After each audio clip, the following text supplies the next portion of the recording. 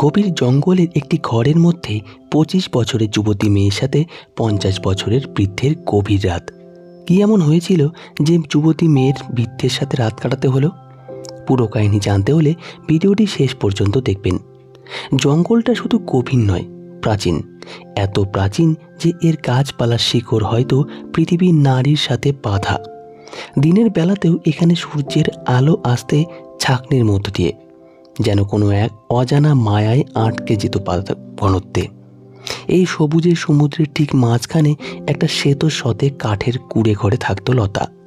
গুনে গুনে ৩ বছর হয়ে গেল মানুষটা তাকে একা ফেলে চলে গেছে। কুনজরে হুট করেই নিভে গিয়েছিল প্রাণ প্রদীপটা। লতার বয়স আর কতই বা, ২৪ কি ২৫। এই ভরা যৌবনে সে বিধবা, কিন্তু তার বৈধব্য পালনের জন্য কোনো সমাজ ছিল না। ছিল শুধু এই অসীম জঙ্গল, আর তার থেকেও অসীম একাকিত্ব। প্রথম ভয় করত। রাত নামলেই জঙ্গলটা যেন জ্যান্ত হয়ে উঠত। শিয়ালের হাঁক, বুনো সুরের ঘোকত শব্দ, বাঘের দূর থেকে ভেসে আসা গর্জন। লতা দরজার খিল এঁটে হাঁটুতে মাথা গুজে বসে থাকত। মনে হতো এই বুঝি নড়বড়ে দরজাটা ভেঙে গেল। এখন ভয়টা কমে এসেছে, কিন্তু একাকিত্বটা যেন বিষধর সাপের মতো তার সমস্ত সত্তাকে পেঁচিয়ে ধরেছে। এই একাকিত্ব শুধু মানসিক ছিল না, ছিল শারীরিক। তার সমস্ত শরীর জুড়ে যে স্বাভাবিক চাহিদা, যে উষ্ণতার আকাঙ্ক্ষা, তা জমে এই গভীর অরণ্যের শীতলতায় পাথর হয়ে যাচ্ছিল। আয়নায় নিজের মুখটা সে দেখত। অযত্নেও রূপ যেন ফেটে পড়ছে। এই রূপ, এই যৌবন সবই অর্থহীন। মাঝে মাঝে তার দম বন্ধ হয়ে আসতো। এই জঙ্গল থেকে বেরোনোর সাহস তার ছিল না। বাইরের পৃথিবীটাকে তার এই জঙ্গলের চেয়েও বেশি হিংস্র আর অপরিচিত মনে হতো। এখানে অন্তত সে নিজের মতো আছে। তবুও প্রতি রাতে সে ভাবত, একটা অস্ফুট প্রার্থনা তার বুক ঠেলে বেরিয়ে আসতো। যদি কেউ আসতো, যে কেউ, শুধু একজন মানুষ, যার সাথে দুটো কথা বলা যায়, যার বুকের উপর দিয়ে রাতটা পার করা যায়, আমি আমার সবটা দিয়ে তার সেবা করতাম। এই চাহিদা, এই অপূর্ণতা তাকে কুড়ে কুড়ে খাচ্ছিল। সে শুধু একটা আশ্রয়ের খোঁজে ছিল। সেদিন ছিল ভরা বর্ষার একটা সন্ধে। আকাশ ভেঙে বৃষ্টি নেমেছে। লতা ঘরের ভেতরে কাঠের আগুনে কয়েকটা বুনো আলু সেদ্ধ করছিল। ঠিক তখনই সেই অবিশ্রান্ত বর্ষণের শব্দ ছাপিয়ে একটা ক্ষীণ আওয়াজ হলো। দরজায় কেউ যেন টোকা দিচ্ছে। লতার রক্তহীন হয়ে গেল। এই জঙ্গলে, এই দুর্যোগে মানুষ অসম্ভব। সে ভয়ে ভয়ে কাঁপা কাঁপা গলায় জিজ্ঞেস করল, কে? বাইরে থেকে একটা ক্লান্ত, বয়স্ক কিন্তু গভীর কণ্ঠ ভেসে এলো। মা, একটু আশ্রয় মিলবে? পথ হারিয়ে ফেলেছি। এই ঝড় বৃষ্টিতে আর এক পাও চলার ক্ষমতা নেই। লতার বুকটা একই সাথে ভয় আর অদ্ভুত এক উত্তেজনায় ধুকপুক করছিল। সে দরজার দিয়ে ছোট্ট একটা ফাঁক দিয়ে বাইরেটা দেখার চেষ্টা করল। আবছালো আধারিতে দেখল ৫০ ঊর্ধ্ব একজন মানুষ, চুলদাড়ি প্রায় সাদা, বৃষ্টির জলে ভিজে জুবুথুবু অবস্থা।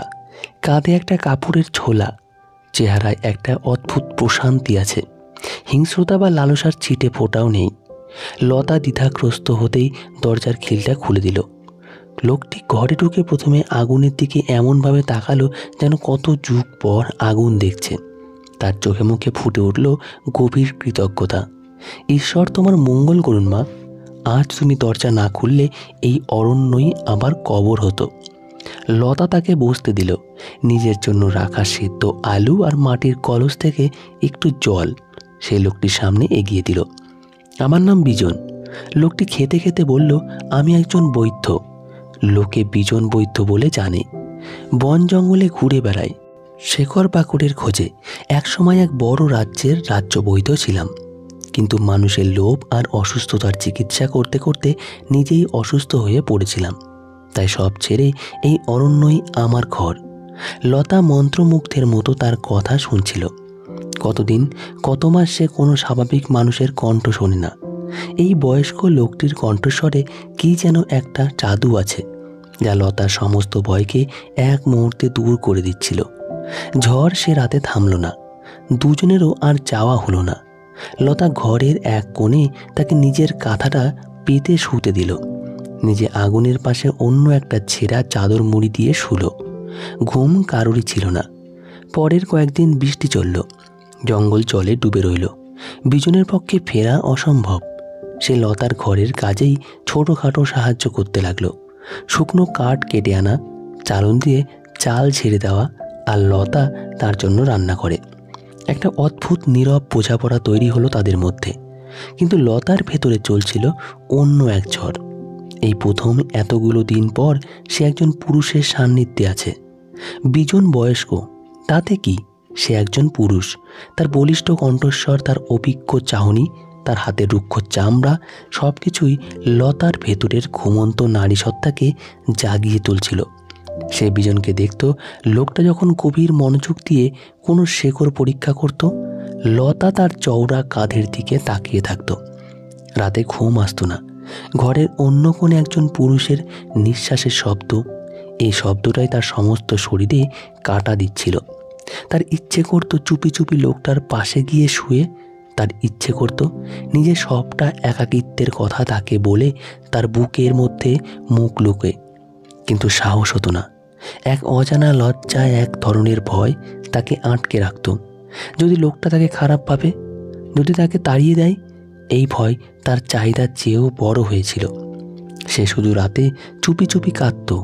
বিজনও কিছু বুঝতো না। সে বৈদ্য, মানুষের শরীর সে পড়তে পারে, মনও পড়তে পারে। সে দেখত এই যুবতী মেয়েটা একা একা ছটফট করছে, তার চোখের কোণে কালি আর উদাস চাহনি।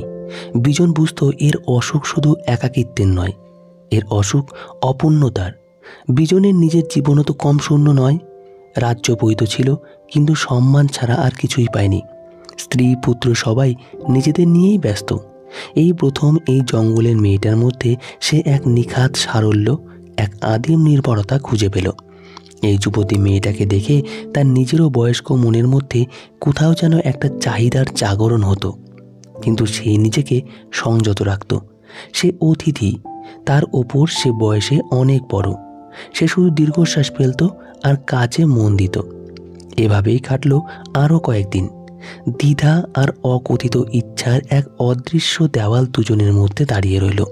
তারপরই ঘটনাটা ঘটল। সেদিন সন্ধ্যের পর থেকেই লতার শরীরটা ভীষণ খারাপ লাগছিল। রাতে প্রবল কাঁপুনি দিয়ে জ্বর এলো। জঙ্গলে সেই চেনা জ্বর, যে জ্বরে সে তার স্বামীকে হারিয়েছিল। লতা ভয়ে কুঁকড়ে গেল। সে কি তবে মরেই যাবে? বিজন যখন দেখল লতা জ্বরে বেহুশ হয়ে প্রলাপ বকছে, তার ভেতরে সমস্ত দ্বিধা এক মুহূর্তে উড়ে গেল। সে আর অতিথি নয়, সে এখন চিকিৎসক। ভয় পেও না মা, আমি বিজন বৈদ্য, আমি তোমাকে কিছু হতে দেব না। এই বলে সে ঝোলা থেকে শেকড় বেকড় বের করে থেতো করতে বসল। জোর করে লতাকে তেতো রস খাওয়ালো।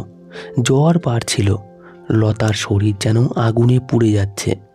বিজন বুঝল শুধু ওষুধে হবে না, জল পড়তে দিতে হবে।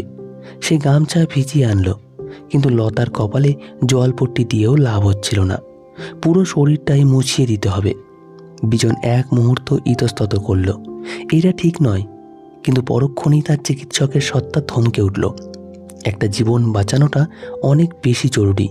সে সাবধানে লতার পরনের মলিন শাড়িটা সরালো। আগুনের আবছা আলোয় 24 বছরের যুবতীর দেহ। বিজন কোনো লালসা বোধ করল না। তার চোখে ছিল শুধু করুণা আর আরোগ্য করার প্রতিজ্ঞা। সে ভেজা গামছা দিয়ে লতার গলা, বুক, পেট, হাত পা সব মুছিয়ে দিতে লাগলো। লতা জ্বরের করে প্রথমে শিউরে উঠল, কিন্তু সেই শীতল স্পর্শে তার জ্বালা জুড়িয়ে যাচ্ছিল। সে অস্ফুটে বলল, যেও না, আমাকে ছেড়ে যেও না। কোথাও যাব না মা, আমি আছি। বিজন তার কপালে হাত রাখল। সেই রাতে বিজন আর নিজের জায়গায় ফিরল না। সে লতার পাশেই বসে রইল। সারা রাত ধরে তার সেবা করল। কখনো তার রুক্ষ হাত দিয়ে লতার চুলে বিলি কেটে দিল, কখনো বা তাকে ধরে বসিয়ে ওষুধ খাওয়ালো। ভোরের দিকে লতার জ্বর ছাড়ল। সে চোখ মেলে দেখল বিজন তার হাতটা ধরেই বসে আছে। লোকটার চোখে গভীর ক্লান্তি, কিন্তু কি অসম্ভব মায়া। লতার চোখ দিয়ে জল গড়িয়ে পড়ল। এই স্পর্শ কত যুগ সে একটা নির্ভরতার স্পর্শ পায়নি। আপনা আপনি সে কিছু বলতে চাইল, কিন্তু গলা দিয়ে স্বর বেরোলো না। বিজন মৃদু হেসে বলল, এখন কথা বলো না, তুমি খুব দুর্বল। পরের 2-3 দিন বিজন নিবিড়ভাবে লতার সেবা করল। সে এখন আর মা বলে সম্বোধন করে না, সে তাকে লতা বলে রাখে। এই অসুখটা তাদের মাঝখানে সেই অদৃশ্য দেওয়ালটাকে পুরোপুরি ভেঙে দিয়েছিল। লতার আর কোনো লজ্জা ছিল না। যে মানুষটা তার জীবন বাঁচিয়েছে তার সামনে কিসের লজ্জা? সেদিন রাতে লতা পুরোপুরি সুস্থ। বাইরে চাঁদের আলো। বিজন তার শোয়ার জায়গায় যাচ্ছিল। লতা মৃদু স্বরে ডাকল। বৈধ বিজন ঘুরে দাঁড়ালো। লতা বিছানায় উঠে বসল। তার চোখ দুটো চাঁদের আলোয় চিকচিক করছিল। সে কাঁপা কাঁপা গলায় বলল, আমার শুধু শরীর খারাপ ছিল না বৈদ্য, আমার মনটাও মরে যাচ্ছিল। বিজন তার পাশে এসে বসল। লতা আর নিজেকে ধরে রাখতে পারল না। সে তার সব কথা, তার সব ভয়ের কথা, তার অসহনীয় একাকিত্বের কথা, তার রাতের পর রাত জেগে থাকার যন্ত্রণার কথা সব উজাড় করে দিল। আমি প্রতি রাতে ভাবতাম, কেউ যদি আসতো। আপনি এলেন, আপনি আমাকে নতুন জীবন দিলেন। কিন্তু আমার যে আরও কিছু চাই লতা। বিজনের হাতটা চেপে ধরল। আপনি কি এই শূন্যতাও পূরণ করে দেবেন? আমি আর একা থাকতে পারছি না। বিজনের বুকটা ধড়াস করে উঠল। এই যুবতী মেয়েটির চোখের আগুন, তার কণ্ঠের আকুতি তাকে বিদ্ধ করল। সেও তো একা ছিল, সেও তো একটা আশ্রয় খুঁজছিল। বিজন লতার মুখের দিকে তাকালো। তার চোখে কোনো লালসা ছিল না, ছিল গভীর মায়া আর সহানুভূতি। সে লতার অন্য হাতটা নিজের রুক্ষ হাতের মধ্যে তুলে নিল। লতা তার স্বর গভীর শোনালো, আমিও একা, আমার সবই ছিল কিন্তু কিছুই ছিল না। তুমি যদি এই বুড়ো মানুষটার মধ্যে আশ্রয় খুঁজে পাও, তবে আমার আর কিছু চাওয়ার নেই। লতা আর কোনো কথা বলল না। সে বিজনের বুকে মাথা রাখল। বিজন তাকে শক্ত করে জড়িয়ে ধরল। সেই রাতে অরণ্যের সমস্ত নীরবতাকে সাক্ষী রেখে দুটো নিঃসঙ্গ আত্মা একে অপরের মধ্যে আশ্রয় খুঁজে নিল।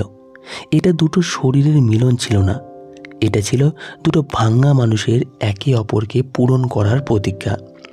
বিজন তার অভিজ্ঞতা আর গভীর মমতায় লতার সমস্ত শারীরিক ও মানসিক চাহিদাকে পূর্ণতা দিল। আর লতা তার যৌবনের সমস্ত উষ্ণতা দিয়ে বিজনের একাকিত্বকে ভরিয়ে দিল। পরদিন সকালে ঘুম ভাঙল পাখির ডাকে। লতা দেখল সে বিজনের বুকের মধ্যেই ঘুমিয়ে আছে। কোনো লজ্জা নয়, কোনো ভয় নয়, এক পরম শান্তি তার মনকে ছেয়ে গেল। তারা বিয়ে করল। কোনো পুরোহিত বা মন্ত্র ছিল না। বনে পাখি, এই গভীর অরণ্য আর তাদের কুড়ে ঘরের আগুনকে সাক্ষী রেখে বিজন লতার কপালে হাত রাখল। লতা তার 5 মেয়েকে প্রণাম করল। বিজনের জীবনে একটি নতুন অধ্যায় শুরু হলো। বিজন আর জঙ্গল ছেড়ে গেল না। সে তার চিকিৎসা বিদ্যা দিয়ে জঙ্গলের আশেপাশে ছোট গ্রামগুলোর মানুষের সেবা করত। বিনিময়ে তারা চাল, ডাল, লবণ দিয়ে যেত। লতার ঘর ভরে উঠল।